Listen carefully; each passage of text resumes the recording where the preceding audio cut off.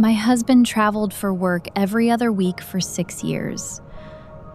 After he died, I found his travel receipts. He had never been to any of the cities he told me about, not once.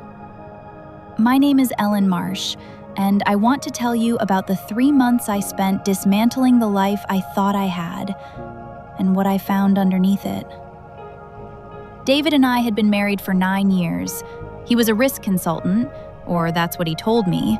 That's what it said on his business cards, on his LinkedIn profile, on the tax returns we filed jointly every April. Risk consulting. He traveled to meet clients every other week, Monday to Thursday. Chicago, Boston, Atlanta, Dallas. The same rotation, more or less, with variations.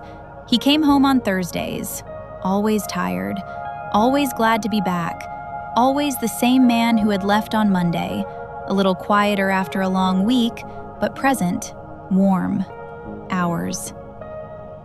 He died on a Tuesday in March, heart attack, 44 years old.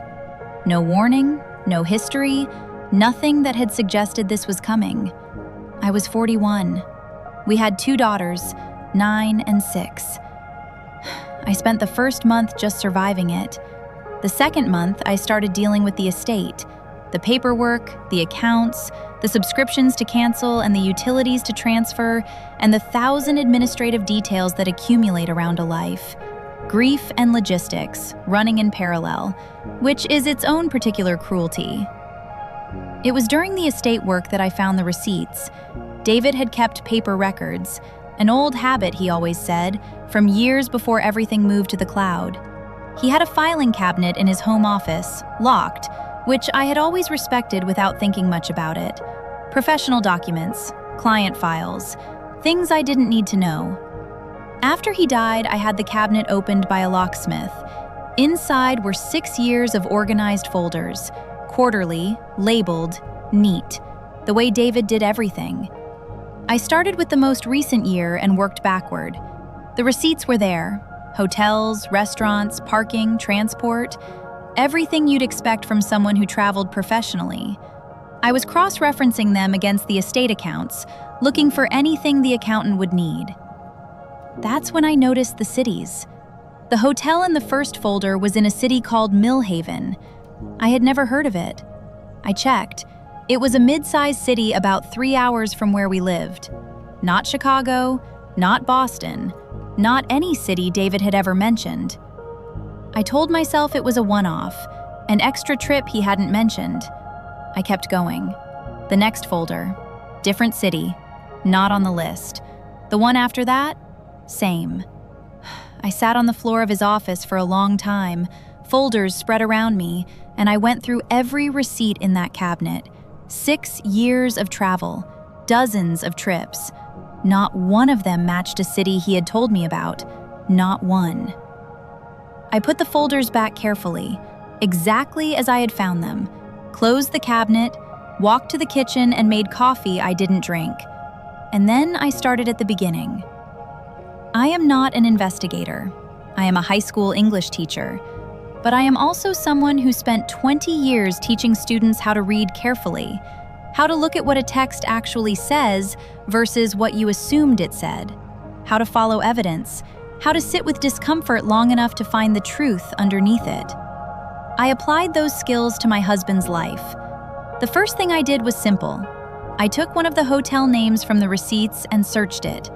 The hotel existed. It was real. And it was in Millhaven, a city that, I now discovered, was 3 hours from our house and happened to be where David had gone to college. I searched his college years, found his alumni page, still active, found a name in the listed contacts, someone tagged as a close friend from his undergraduate years, a woman named Carrie. I looked her up. She lived in Millhaven. I sat with that for 2 days before I did anything else. I told myself there were explanations. Old friends reconnect. Business sometimes takes you to unexpected places. I was a widow 3 months out and I was exhausted, and I did not want this to be what it looked like. But I kept going. Because I am also someone who, when a text doesn't add up, cannot stop until I understand why. I found a second city in the receipts. I found a second name connected to it, this time a man, someone David had worked with early in his career. But the hotel receipts for that city told a different story than a professional visit. Weekend stays, extended checkouts, restaurants that didn't fit a business dinner pattern. And then I found the third city, no name connected to it that I could find. But the receipts from that city were different from all the others. No restaurant charges, no parking, just a hotel. The same hotel, every time. And a series of cash withdrawals from an ATM 2 blocks away. Cash. Always cash. Amounts that were large enough to matter, but small enough not to trigger anything automatic. I stopped sleeping properly around this point, because I understood now that I was not looking at one thing. I was looking at a system. A carefully constructed, long-maintained system that my husband had built around our life without my knowledge. The question was no longer whether he had been lying. The question was what he had been lying about. I hired a private investigator. I know that sounds strange, hiring someone to investigate a dead man. But I needed someone who knew how to find things I didn't know how to find. I gave him the receipts, the names, the cities. I told him to find out what my husband had been doing. He came back to me 3 weeks later with a file. I read it in one sitting at my kitchen table after the girls were in bed. Carrie in Millhaven. That was what I had feared. A relationship. 7 years. She knew he was married. She had her own life, her own apartment, a job, a routine.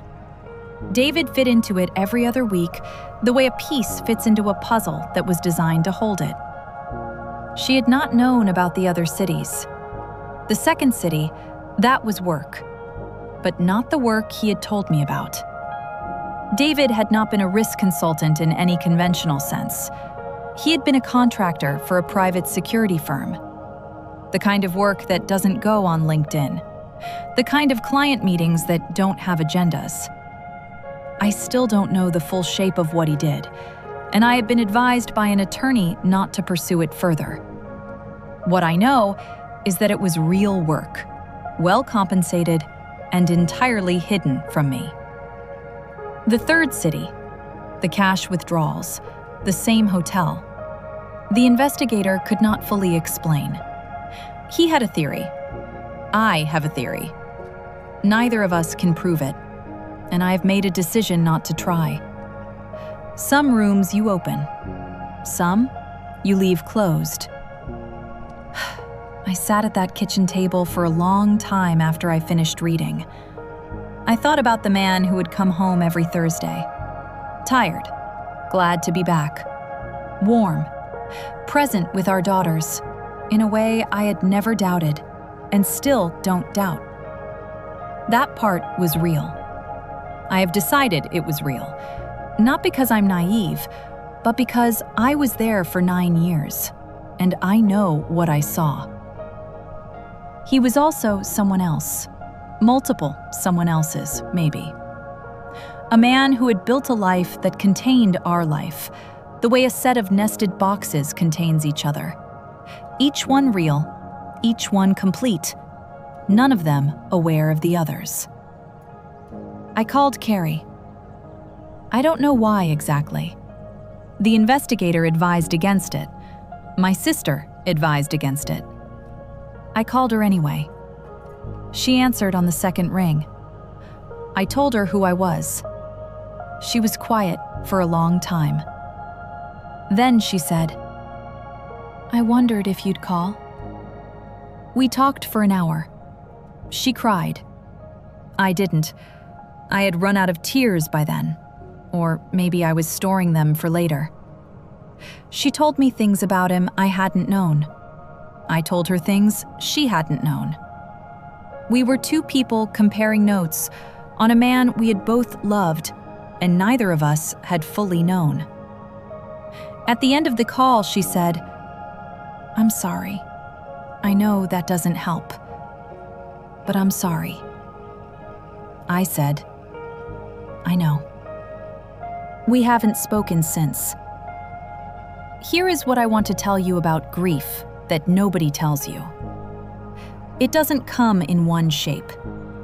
When you lose someone who is hiding things, you grieve twice. You grieve the person, and then you grieve the version of the person you thought you had. Those are two separate losses, and they don't happen at the same time, and they don't feel the same. The first grief is clean, in a way. It's just loss. He was here, and now he isn't, and the world has a hole in it, shaped like him. The second grief is complicated because you're grieving someone who didn't entirely exist. You're mourning a version of your own life, the version where everything was what it appeared to be.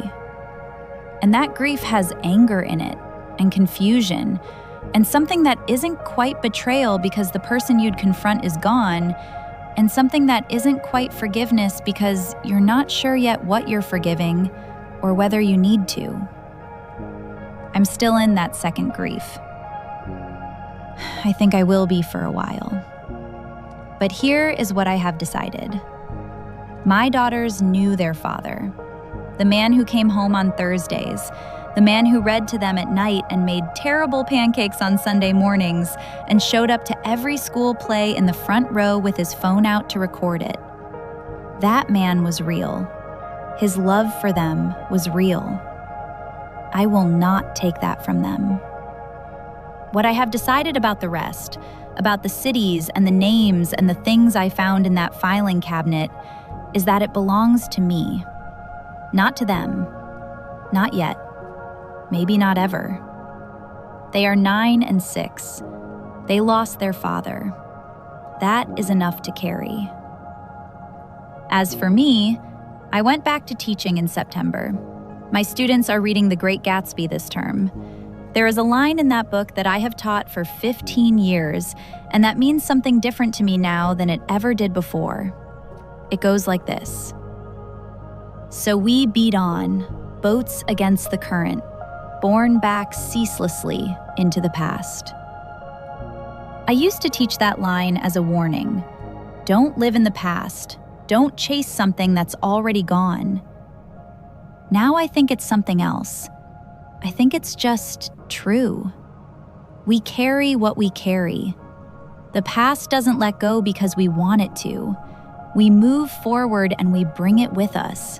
All of it. The real parts and the invented parts and the parts we still don't fully understand. David was my husband for 9 years. He was also someone I didn't entirely know. Both of those things are true. And I am learning, slowly, to hold them both at the same time. That's the only way through.